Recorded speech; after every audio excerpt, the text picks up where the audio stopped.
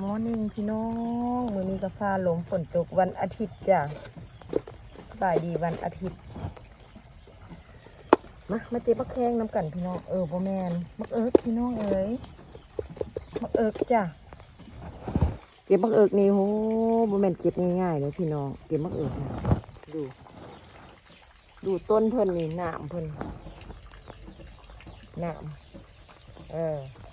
มักเอิกนี่เก็บบ่ง่ายพี่น้องดูเหลืองหูอ้อยๆก็ธรรมดาการเก็บมักเอิกนะ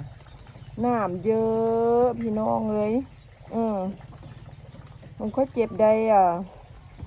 จำนี้นี่กระทึกน้ำต่ำบ่เป็นง่ายนี่พี่น้องมักเอิกสุกแล้วมันต้องเก็บพะนะพี่น้องงูบอกให้งูบอกมักเอิกนี่เป็นอย่างนี้แหละน้ำเพิ่นพัดเยอะไปใส่ถุงมือพี่น้องถุงมือจังเก็บได้มักเอิกนั่นมันเป็นเรื่องง่ายนะเป็นก้อ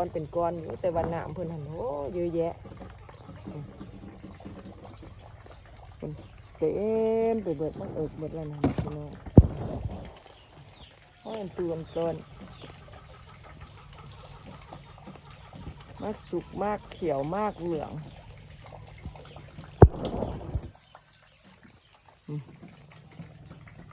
มากใดก็มากใดก็เป็นมากเอิกนี่แหละพี่น้องยอมเพราะวันน้ำเธอเยอะขนาดว่าใส่ถุงมือก็บ่ได้ว่าสิกล้าจับได้พี่น้องจมูกจะมีเต็มเป็นลายแต่ว่าก็คอยเก็บไปพี่น้องมักสุกมักเหลืองมักเขียวหลายข้าพเจ้าหั่นสิได้ข้าพเจ้าเก็บนะพี่น้องฟันเลยเบิดโมงเบิดยามละมากน้อยเอามาใหม่ก็สร้างมันบ่สุกบ่เขียวมื้อนี้ฝนมาตกแดดโอ้ยละนอจัดการนี่สิเลยแล้วข้าพเจ้าตัดออกมาเป็นเครือเลยจ้ะ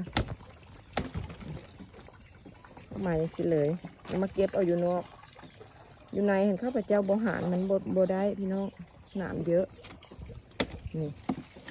เดี๋ยวจังสีแล้วก็คีนออกมาสิพี่น้องมากองไว้ที่เก็บนอกก็สั้นๆพี่น้องเก็บในแบบนี้ก็คักอยู่มือดึงเอาอันตัวใดสุกนะตัวใดมันนั่น